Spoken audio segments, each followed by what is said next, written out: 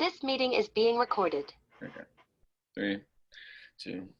Good afternoon, and thank you for joining us this evening. My name is Halloran, And I'm Skyler Davis. And today we'll be talking to you guys about a pressing problem that we had, or I had specifically from my past experience on a team of mine, that I handled a teammate who, had a big ego on the team, was very skilled, but really didn't know how big of a impact he had on everyone else. And we kind of dissected,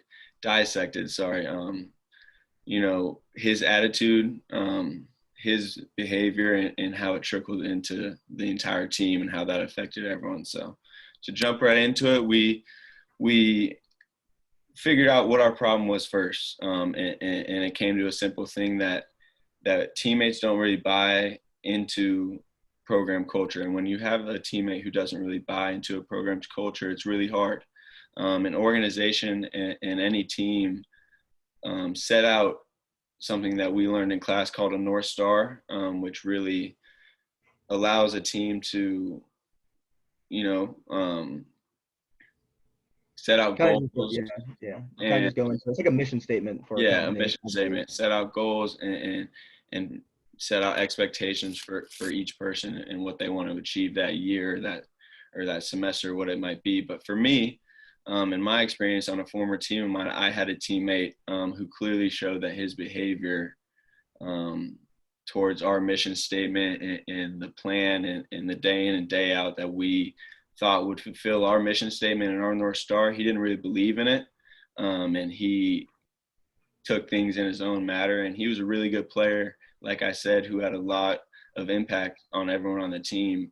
But he thought that he was a lot more important than a lot of people. And his role on the team should have more power and flexibility than other players, which goes into the really dirty drug in college athletics that my friend Skyler is going to talk about, that a lot of people are affected from. So Skyler, take it away. Yeah, that ego drug is a bad one. So kind of talking about, it's not even just in college, it's in high school. Right. In my high school, for example, we had a teammate on my football team, great player going into his junior year. Right after his junior year, got his first Division I offer. From there, you're like, okay, this kid's going to do great things. And as soon as he got that offer, just everything went downhill. He started focusing on himself. I honestly stopped training. And I was like, I'm the man. I don't really need it anymore. I'm above everybody else. I'm above the coaches.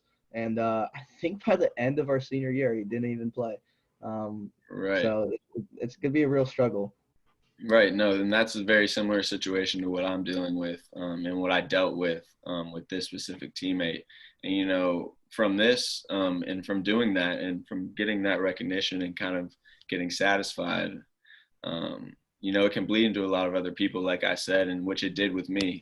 This specific teammate of mine, his attitude towards everything just showed that he didn't want to be there. He thought he was better than a lot of things that we were doing. And it bled into the guys who were, in similar positions of him, and had that kind of rope. It bled into them, and it turned into a really bad thing. And our team culture was directly impacted by that in a negative sense. No, for sure. Yeah, basically, yeah, I agree with that. Anytime a player just has that big ego, kind of bleeds into other players and starts ruining. There's this one thing called the Pareto principle, I believe it's called. It's also, I call it the 10-80-10 rule. So basically what that means is 10% of your team are leaders, just natural born leaders, work for it. 10% of your team are a detriment to the team, and that 80% are followers.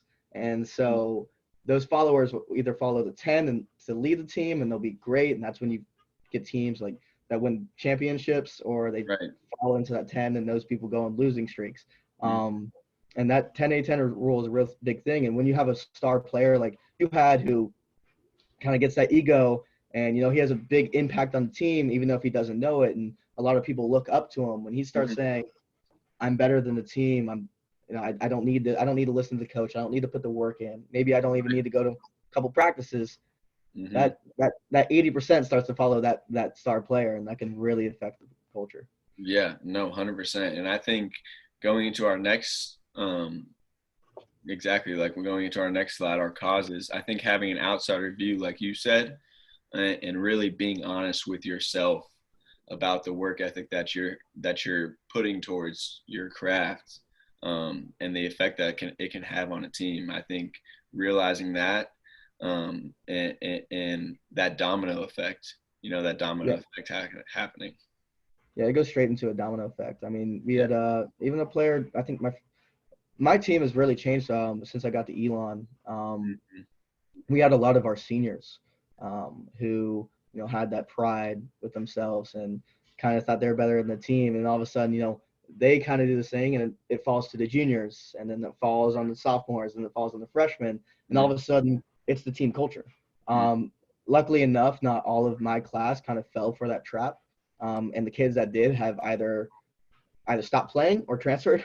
And so we kind of have been blessed that now our team is kind of really strong, have strong morals and strong work ethic. Mm-hmm. And it's kind of falling back onto the other players. We're having like other juniors, sophomores that are starting to work really hard. And now the freshmen that are eventually coming in. Yeah, and that's the standard. I think our second point, the standard of it's hard just being on a team and having those expectations um, in the first place is really hard, and upholding those for the team and the betterment of the team is a hard thing to do at that age.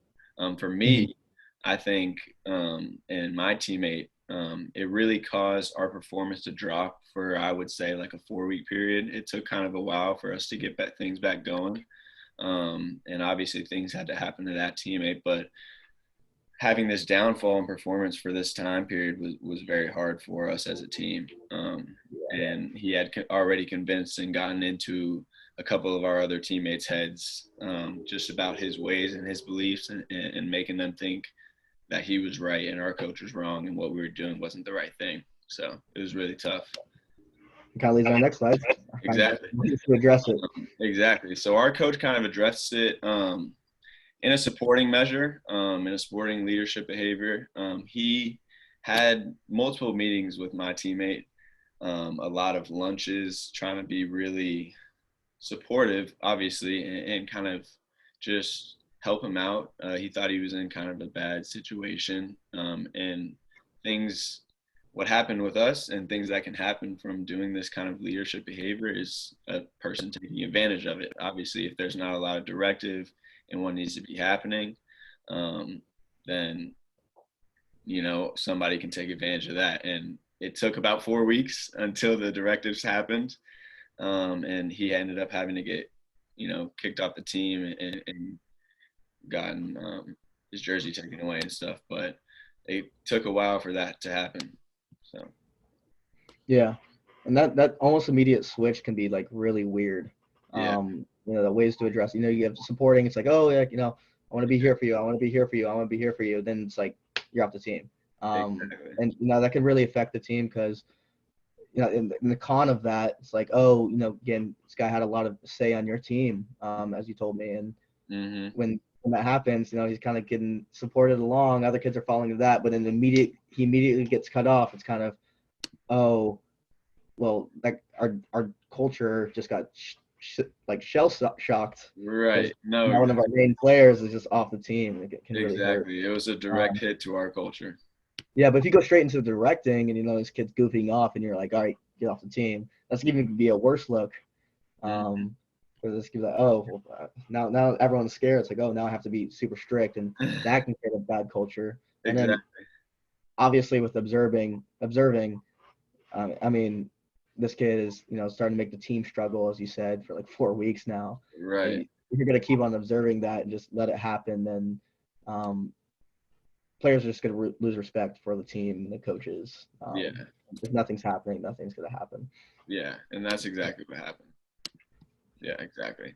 And pretty much what I thought should have happened, and what me and Skyler kind of thought what should have happened is we thought should have taken the coaching measure, and that using like high directive and what we really need, letting my teammate know that this behavior isn't okay, you know, but maintaining that high relationship behavior is very important as well.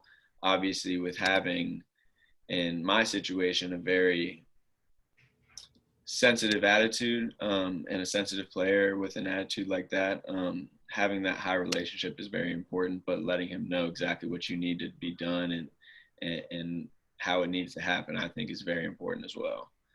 Yeah, I think you really got to focus on the end goal here. I mean, obviously, coaching kind of makes sense because considering it's a team, basketball team. But yeah, Mhm. you got to focus on the end goal. End goal. I mean, this is this coach's job. This is like, anybody's job in this situation as a leader. You have to really, you got to make those tough decisions. Kicking him off the team, but at the same time, it's a good player. You want him on the team. If you kind of lead it, kind of from the beginning, you use the coaching example. You go, hey, listen, I'm here with you, man, but you missed, like, you're gonna start missing out on minutes. Like, Exactly. I don't think like what your coach did was kind of take away the jersey. It's like, oh, we're gonna start missing out minutes. You're not showing up to practice. You're not putting in the work in. I feel like that's a little more of coaching style, because you got the high relationship. You want this guy to succeed, and you're telling him that, and he's your teammate, and my teammates consider each other family. So you got to be high directive, but at the same time, you got to be that high relationship. And so it's hard to find that middle ground, especially on the teammate style side. Yeah. Athletics, but that end goal is kind of, I feel like as an athlete, is all we really focus on. Yeah, 100%. Especially like you said, like that team, keeping the team first and keeping the North Star in the sense of the company and the organization at that number one spot, in importance, you know. So yeah, I agree 100%. I think the end goal is extremely important. Yeah, I think you got to focus on the team. I think where coach did, maybe he kind of took a too directive support Yeah, at the end situation because he was too supportive at the end. You have almost exactly. you have the ends of each spectrum, but I feel like most of the time the best is in the middle, and Mhm. so I feel like that coaching kind of would have been that middle aspect where he kind of gets onto him at the beginning and doesn't let it go on, and he doesn't just observe. Um, but yeah, I feel like this would have been a good solution. And if I go into coaching, when I go to coaching, it's kind of great learning experience for both of us. Yeah, no, 100%. I think this experience really helped us. So thank you, Skyler, for joining me, and thank you, everyone else, for joining us today. I hope you really enjoyed our situation and us start dissecting everything down. So thank you, guys. I hope you have a good one.